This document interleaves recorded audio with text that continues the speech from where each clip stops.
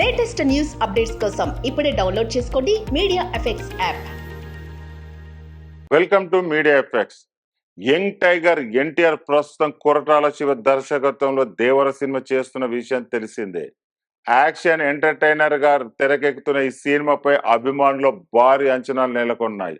ఈ సినిమా 2 భాగాలుగా ప్రేక్షకుల ముందుకు తీసుకువస్తున్నారు. సముద్ర బ్యాక్ డ్రాప్ లో తెరకెక్కుతున్న ఈ సినిమాలో తారక్ డిఫరెంట్ లుక్ లో కనిపించనున్నాడు.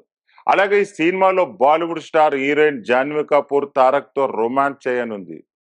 ఇక ఈ సినిమాలో నటుడు సైఫ్ అలీ ఖాన్ నటిస్తున్నాడు. ఈ సినిమాను పాన్ ఇండియా మూవీగా తెరకెక్కిస్తున్నాడు కొరటాల. ప్రస్తుతం ఈ సినిమా షూటింగ్ శరవేగంగా జరుగుతుంది. ఇప్పటికే ఈ సినిమా నుంచి విడుదలైన సాంగ్ ప్రేక్షకులు సినిమాపై హైప్ ను పెంచేసింది. అలాగే బాలీవుడ్ దర్శకుడు అయాన్ ముఖర్జీ దర్శకత్వంలో వార్ 2 సినిమా చేస్తున్నాడు. ఈ సినిమాలో హృతిక్ రోషన్ తో కలిసి నటించనున్నాడు తారక్.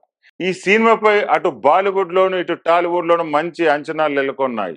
ఈ సినిమా షూటింగ్ కూడా శరవేగంగా జరుగుతుంది.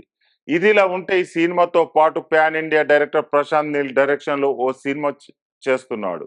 ఈ సినిమాను అనౌన్స్ చేసి చాలా కాలం అయింది. ఇక ఇప్పుడు ఆ సినిమా పనులు వేగవంతం అయ్యాయని తెలుస్తుంది.